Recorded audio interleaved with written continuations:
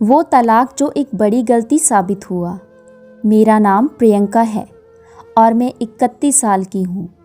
मेरी शादी हुई थी और पति से अलग हुए मुझे 2 साल बीत चुके हैं। जब मेरा तलाक हुआ तो मेरा परिवार और मेरे दोस्त मेरे लिए फ़िक्रमंद थे कि अब मैं अपने लिए नया साथी ढूंढने में सावधानी बरतूं।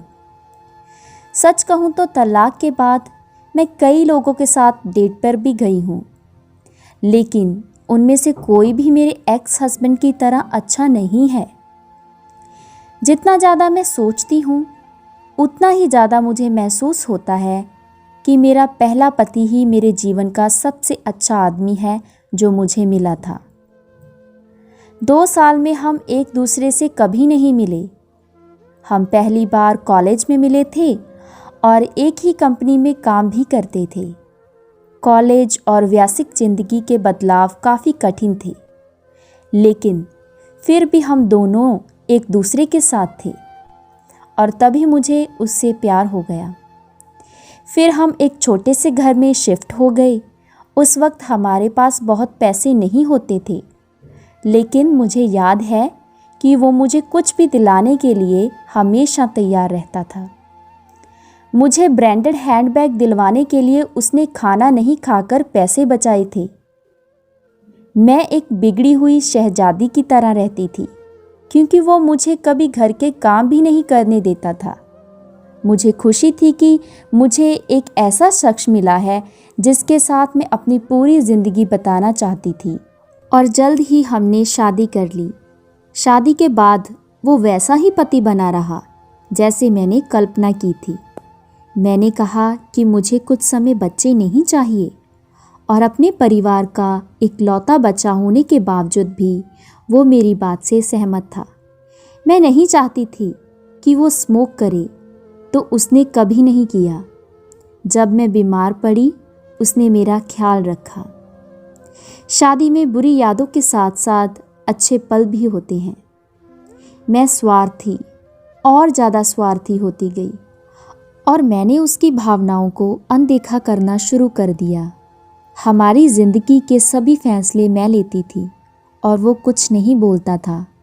मैंने हमेशा यही सोचा कि मेरे स्वार्थी रवैये के साथ सहमत होना ही उसका मेरे प्रति प्रेम जताने का तरीका है, लेकिन मैं गलत थी। उसके सहने की भी एक सीमा थी। हमने तलाक ले लिया, लेकिन तब भी उसने इसके लिए मुझसे माफ़ी मांगी। उसने कहा कि वो शर्मिंदा है कि वो मेरी इच्छाओं के मुताबिक एक अच्छा पति नहीं बन सका। तलाक के बाद मेरे अहंकार ने मुझसे कहा कि मेरा पति मेरे पास वापस आएगा, लेकिन 2 साल बीत गए और उसने मुझे कॉल तक नहीं किया।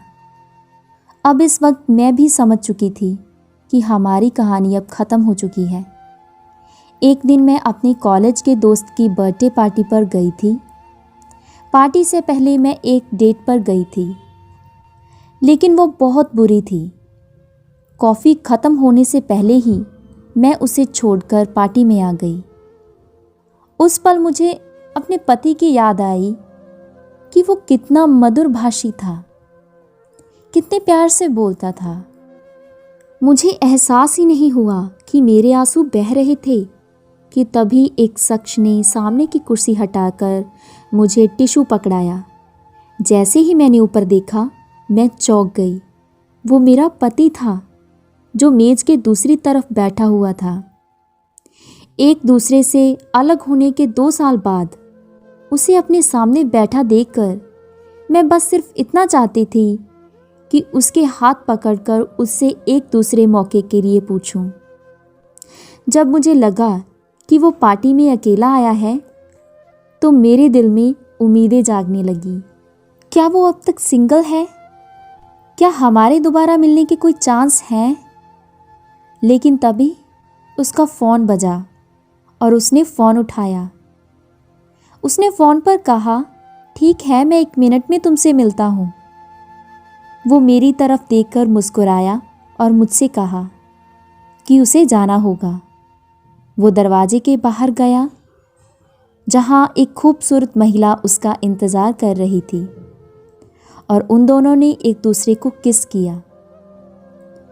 उसे एक दूसरी महिला के साथ प्यार में देखकर मेरा दिल डूब गया।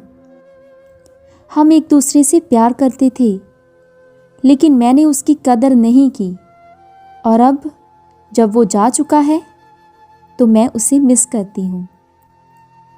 सो प्यारे दोस्तों, ये कहानी आपको कैसी लगी हमें कमेंट सेक्शन में ज़रूर बताएं और अगर आप हमारे चैनल पर नए हैं तो वीडियो को लाइक करके चैनल को सब्सक्राइब ज़रूर करें।